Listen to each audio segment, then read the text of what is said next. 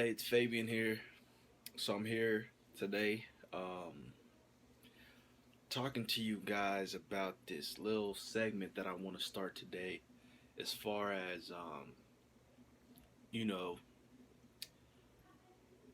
I guess it's more so along the lines of beliefs, meaning, and the road traveled. Right, and this is just me speaking off the top of my head, speaking completely honestly.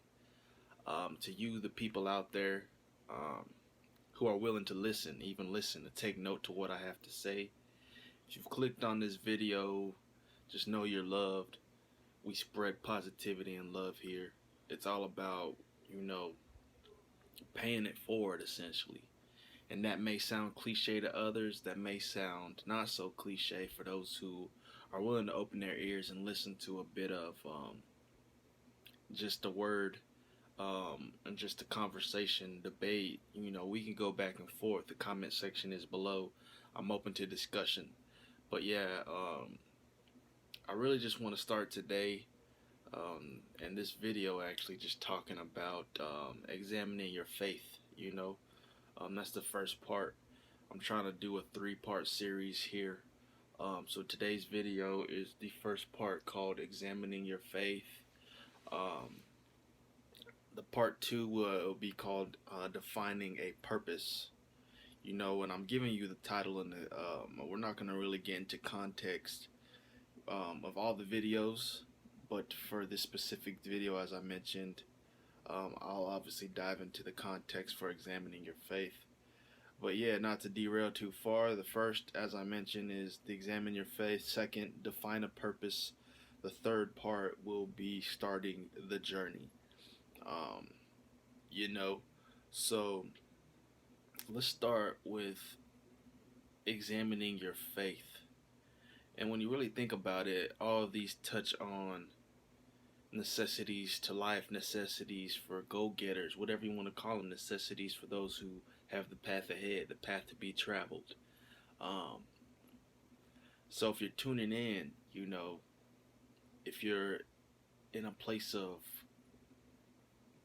you know, emptiness, a place of uncertainty, if you have a journey ahead that you have to face, you have to travel, and you're just looking for words of wisdom, I appreciate you joining. And I really do mean that, and I say that for a specific reason, and that reason is obviously just to the fact that, we've all found times in our life where we had empty thoughts, empty feelings, where we couldn't find true meaning in what we was doing. And maybe you're one of those that haven't even hit that conjunction in your life yet. But, as you get older, you'll find value in different things you choose to pursue. Um, and that's kind of at a stage I'm at. It's a transformation stage for some. For me, that's where I'm at, to where I'm realizing the true value, the true essence of what life means to me. And you can find that through those three things mentioned. Your faith, what your beliefs are. It can be otherworldly or otherwise misconstrued as your purpose, what your meaning is, and the journey, the path ahead, your circumstances. So as I mentioned, with examining your faith, faith comes in all shapes and forms, right? Me, I'm a believer of Christ. I believe in Jesus Christ, um, my Redeemer, the Master Prophet, the one that has come, who came in the past. Speaking past tense because, that's before our time currently, um, to preach the word, bring the kingdom of heaven, you know. Um, so in examining your faith, I just want to kind of touch on what you believe, right? I'm not here to bash anybody. I know what I believe, and I know how I want others to. I know the necessary steps that I feel in my heart it takes for those individuals that are out there lost, because I was in that place before, to where I felt like there was just an emptiness inside, right? To where I just had no true meaning. I hadn't accomplished anything yet in a big sense, and I thank God for that. in terms of being successful in a certain field and being very financially able, to where it will probably prolong the journey or whatever it took for me to find the individuality within myself of what I was actually longing for. And I could break that down further. Some people get cast into money. The wave of success grabs them at an early age, swoops them out to sea, and they don't have really time to operate for themselves, operate in the realms of loneliness, dark times, and that can be arguable. A lot of people can try to argue that what I'm saying, but in the sense that they never had a time to think. A lot of people's lives are go go go go. They didn't have a second to themselves to really operate and break down what was happening to them. And that's what I mean by that. Luckily, me, I was chasing dreams. I was chasing things that I wanted to pursue, and in that chase, you know, I still felt empty. And I would think to myself, the reason I'm feeling empty is because I haven't reached that notch yet, that level yet of success that is really going to satisfy me. But we hear the cliche stories, the rich who aren't happy, money don't buy you happiness. What is truly success defined to you? Is it money? Obviously, it's not, because everybody has their own definition of success, right? Not everybody thinks success is just hitting a lotto or making your first meal.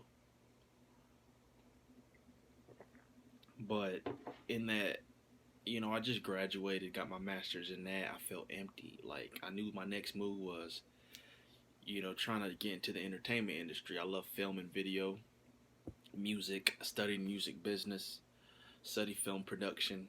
My next move was to move to Los Angeles, you know, um, get a job in a production house, really a production office, trying to produce and coordinate, films, TV, things of that nature. Because I'm a business dude, I'm a business savvy guy. So my part to play was more so on the business side of things, in the production office, coordinating, assisting in any way possible.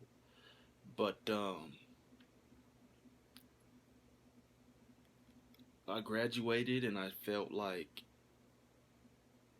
certain things were happening in my life that, were leading me to believe that it wasn't time for that yet and that you had to figure something out.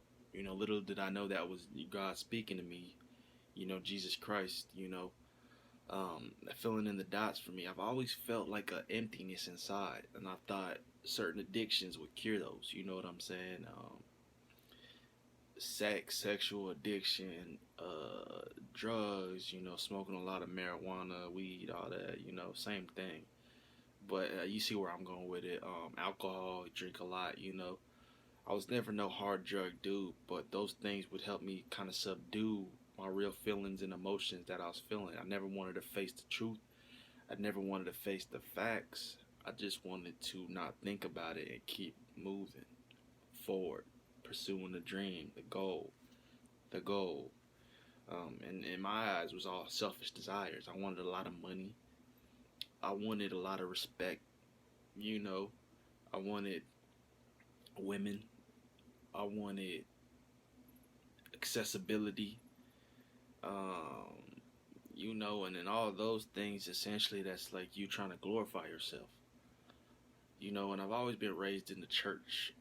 My parents did a good job of bringing me up and instilling faith in me at an early age, but I always rebelled against the church coming up in my teens. I didn't, as kids, you don't understand what the whole plan is. You don't understand all that. We just wanted to be out of church.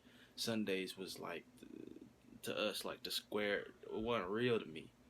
The real reality of to me was during the week when I'm at school, when I'm with my friends, like what we doing after school. And when it came to a Sunday, I felt like my whole life would come to a halt because that was all about structure and you had to look a certain way. I came up in a very,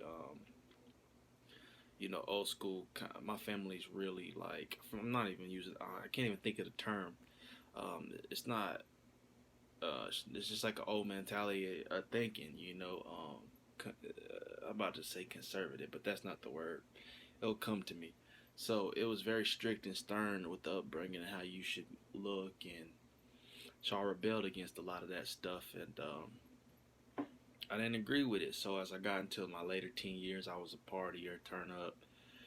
I was just doing a whole bunch of stuff, going with the wave, the flow, what was cool, at school, around my friends. And, I've always felt something here, like maybe, oh, it has some emptiness there. Little did I know that was Christ calling me back to Him. But I started to realize that more so now. And, I've always had faith. I've always believed. At one point, I was believing in myself.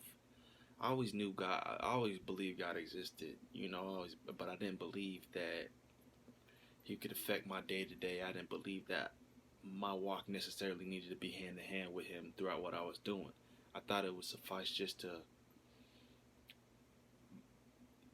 believe He was there. He's around. I know God exists. He watches over me. He loves us as His children.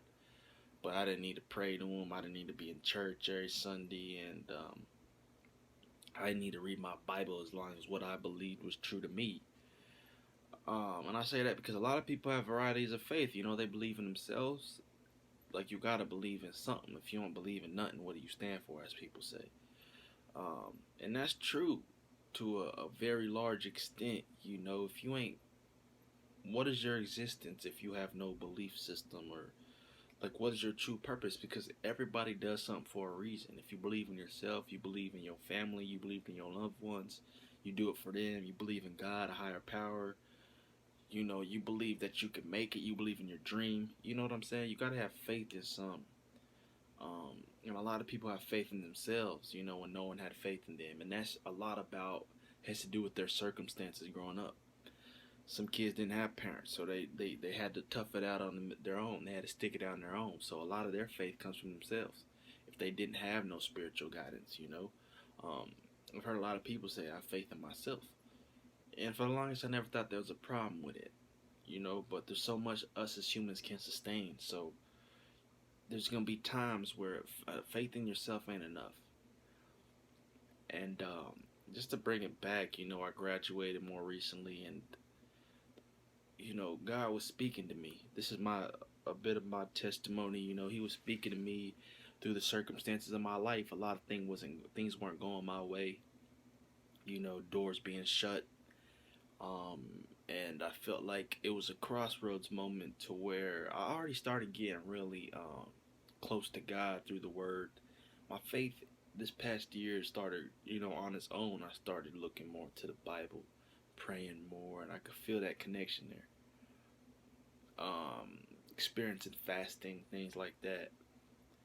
So, but I was always on the teeter-totter, back and forth, back doing what I wanted to do, and then trying to go back to the good side and do what God expected of me, essentially. So it didn't really make no sense, because you can't be split-minded. You got to pick one or the other.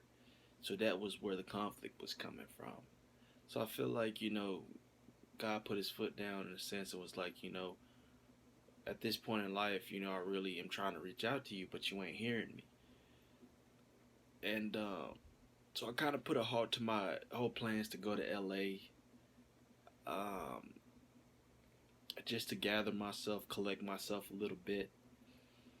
And that's what I've been doing now. It's been a refreshing moment. It's been about over a month now, or close to a month now, to where I've been, in a space of isolation, mentally, physically, to where my thoughts have been passed between myself and, Jesus.